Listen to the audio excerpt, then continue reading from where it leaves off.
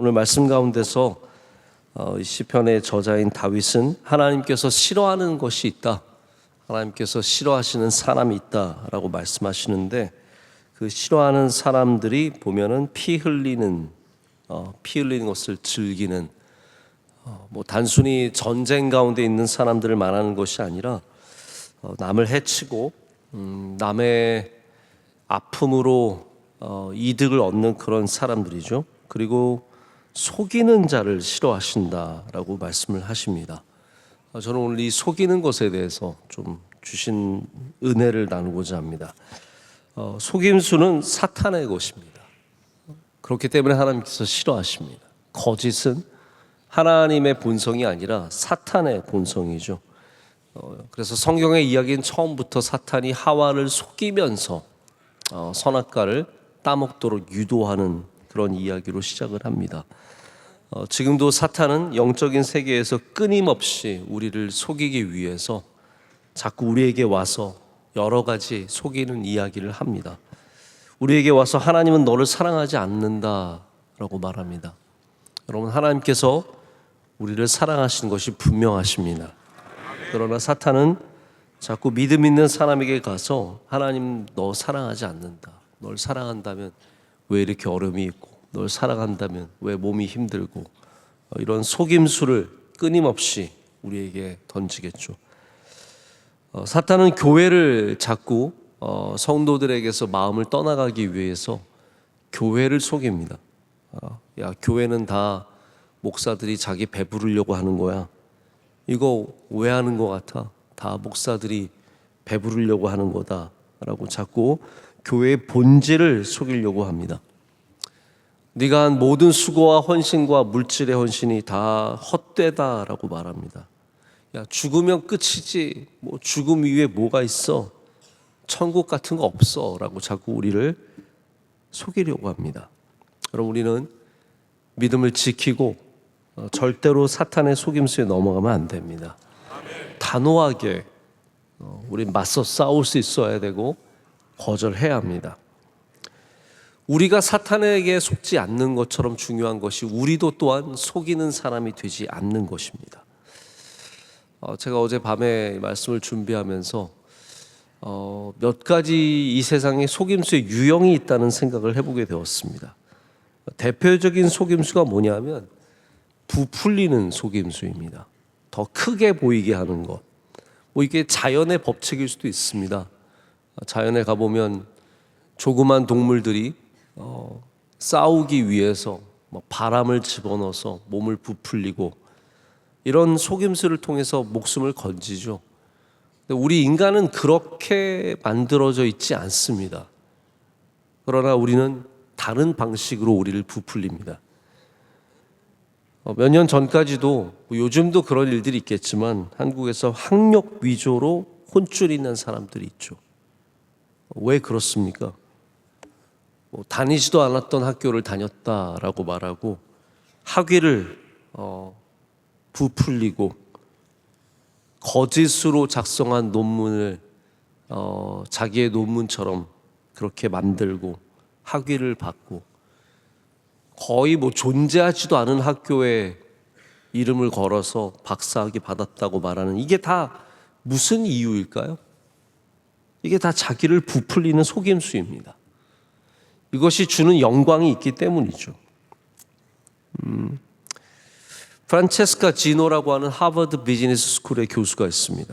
저명한 교수이며 이분의 책은 어마어마하게 팔리고, 특별히 경영학과 안에서 여러분 항상 이렇게 여러 학문들이 섞여 있는 곳이 이제 비즈니스 스쿨인데, 이 안에는 과학자들도 많이 있습니다. Behavior Science라고 해서 행동과학인데, 이게 이제 경영에 굉장히 중요한 자료를 제공하죠. 행동과학 분야에서 떠오르는 스타가 이 지노 박사였습니다.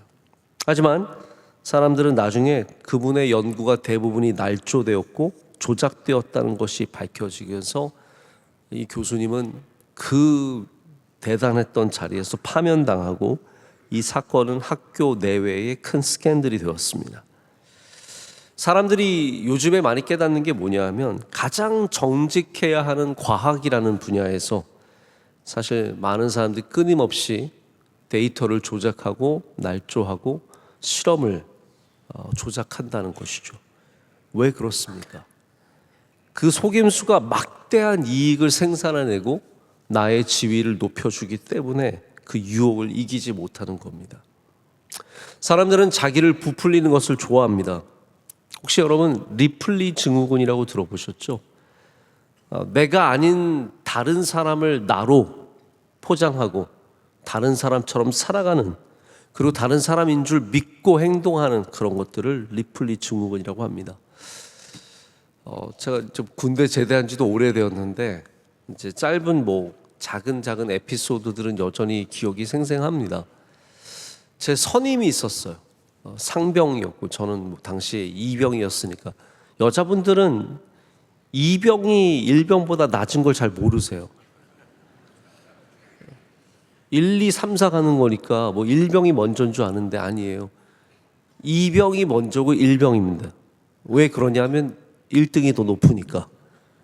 근데 또 말은 안 돼요. 그러면 왜 1등 위에 상병이 있는 거예요? 일병보다 상이 더 높으니까. 왜 병장은 한도 끝도 없는 얘기인데, 아무튼 제가 이병으로 있을 때 저희 상병 선임이 하나가 저희 저희 내무반 선임이에요. 근데 사람이 아주 멀쩡하게 잘생긴 사람입니다. 저한테 와서 맨날 자기가 무슨 차를 탔고 또 누구를 알고 어디에 갔고 술도 비싼 술이 있나 봐요. 어떤 술을 마셨고 이야기를 맨날 저한테 하는 거예요. 근데 나중에 알고 봤더니 다 거짓말이에요. 다 거짓말이었어. 여러분, 제가 묻지도 않았어요. 너 무슨 차 탔냐? 너 뭐 마셨냐? 너 시계 뭐 차냐? 물어본 적도 없는데 저한테 와서 한참 얘기를 하는 거예요. 뭐 하는 겁니까? 개구리처럼 부풀리는 거예요. 내가 이런 사람이야. 나 이렇게 잘 살아. 나 이렇게 멋져. 여러분, 우리가 얼마나 많은 부풀리는 속임수를 이 세상에서 쓰고 있는지 모릅니다. 우리 모두가 나를 더 크게, 더 화려하게, 더 중요하게 보이려는 욕구를 갖고 있습니다. 여러분, 신앙은 무엇입니까? 지금 있는 그대로가 좋다. 지금 있는 그대로가 충분하다. 지금 있는 그대로 감사해야 한다. 이것이 신앙입니다. 속임수는 끝까지 끊임없이 더 크게 만들어야 한다. 더 부풀려야 한다. 더 멋져야 한다. 그래야 인정받고 그래야 내가 멋진 사람이 된다. 이게 속임수입니다. 여러분, 우리는 지금 그대로가 하나님의 은혜임을 확신해야 합니다. 내가 어떤 학교를 나오지 않아도, 내가 누구를 알지 않아도, 내가 어디를 다녀오지 않았어도, 내가 어떤 학위가 없어도 나는 여전히 하나님 안에서 주님의 사랑하는 존재임을 믿어야 합니다. 이게 흔들리니까 자꾸 우리는 부풀리는 겁니다. 속임수를 쓰는 거죠. 제가 부끄러운 제 얘기를 하나 좀 여러분께 털어놓으려고 합니다. 제가 이렇게 많이 오시는 줄 알면 이런 얘기 안 하려고 했는데, 초등학교 6학년 때인데 여름방학을 마치고 이제 학교에 돌아갔어요. 학교에서 친구들이 물어보지도 않았는데 제가 그냥 친구한테 가서 야, 나 미국 갔다 왔다? 그랬어요. 나 미국 갔다 왔어. 당시 우리 집은 미국은커녕 인천도 못 가는 신세였습니다. 인천도 다녀올 형편이, 놀러는 어디 아버지 고향에 이제 저희가 가는 일은 있어도 다른 데는 갈 수 없는 그런 형편이었습니다. 중요한 건 뭐냐면 물어보지도 않았는데 친구들이 너 어디 갔다 왔냐? 너 신수가 훤해 보인다? 나 미국 갔다 왔어. 이것도 아니에요. 물어보지도 않았는데 제가 먼저 가서 나 이번에 미국 갔다 왔다고 뻥을 쳤습니다. 제가 왜 그랬을까요? 제가 이게 얼마나 저한테 부끄러웠는지 중학교 때도 이 일이 생각이 나고 고등학교 때도 생각이 나고 요즘도 가끔 미쳤어 내가 미쳤어 내가 왜 그랬대? 뭐하러 가서 뜬금없이 나 미국 갔다 왔어 그랬을까? 제가 스스로 먼저 거짓말을 던진 이유는 뭔가 그래도 그 또래 가운데 있어 보이고 싶어하는 마음 아니었겠습니까? 더 멋지게 보이고 싶고 더 있어 보이고 싶은 욕구가 다 우리의 본능 속에 있습니다. 우린 자꾸 이러한 우리의 속임수를 거부할 수 있어야 합니다. 다시 말씀드립니다. 더 멋져 보이지 않아도 됩니다. 여러분이 그렇게 더 귀하게 보이지 않아도 이미 귀합니다.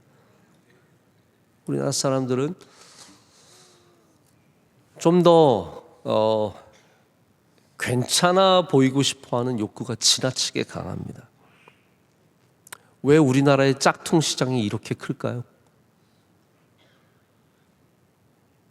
외국에 제가 나가서 이번에 놀란 거는 명품을 든 사람이 거의 없습니다. 왜냐하면 명품을 살 만한 돈이 누가 그렇게 많겠어요? 다 그냥 자기가 들 수 있는 가방을 듭니다.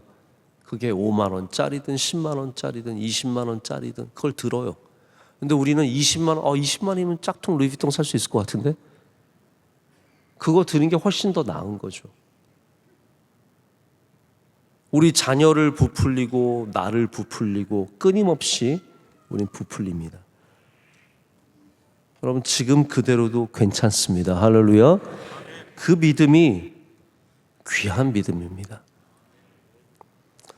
우리는 더 잘 되기 위해서, 더 부자가 되기 위해서, 더 성공하기 위해서 속이기도 합니다. 근데 여러분 이게 다 헛된 것을 알아야 합니다. 잠언에는 속이는 저울이라는 단어가 많이 나옵니다. 그만큼 이 오래전 다윗 솔로몬 시대에도 사기꾼들이 있었던 거죠.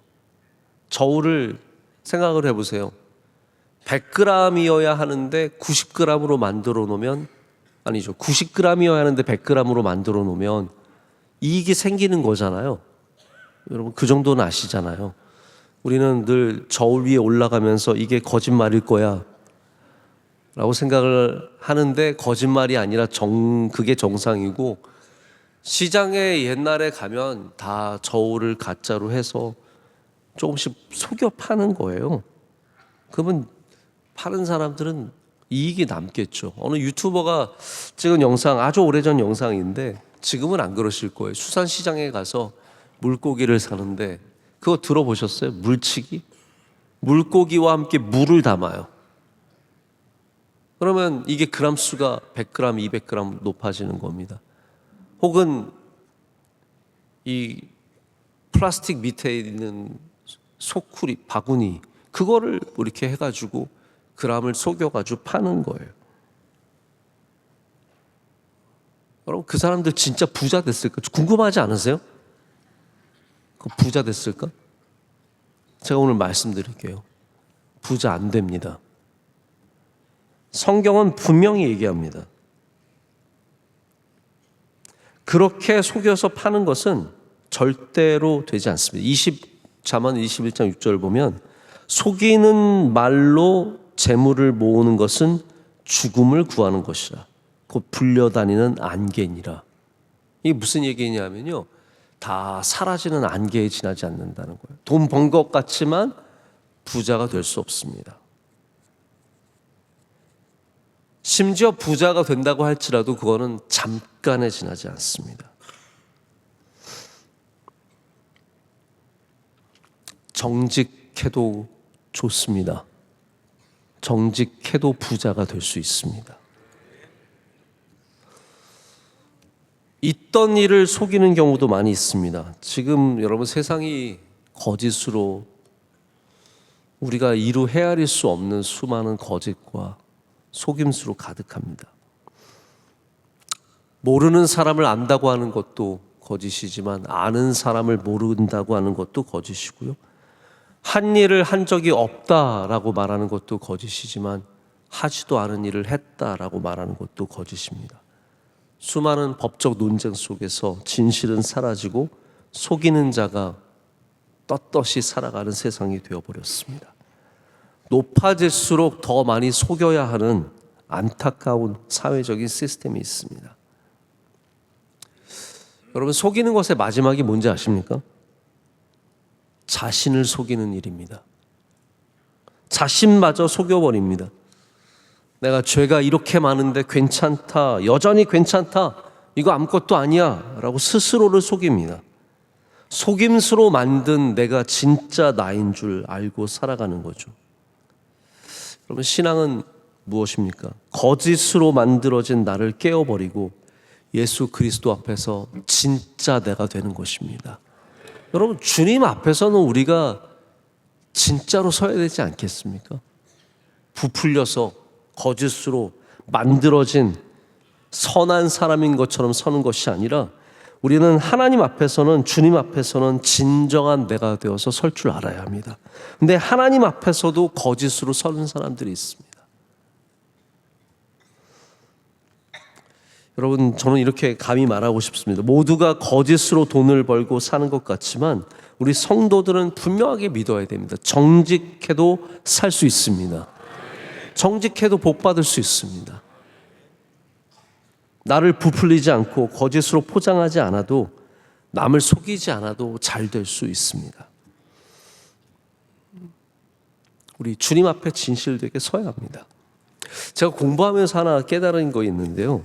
한 번은 제가 이제 박사학위 하는 동안에 우리 수업 중에서 한 15장짜리인가 페이퍼를 써서 내야 되는데, 처음에는 15장도 굉장히 힘들었어요.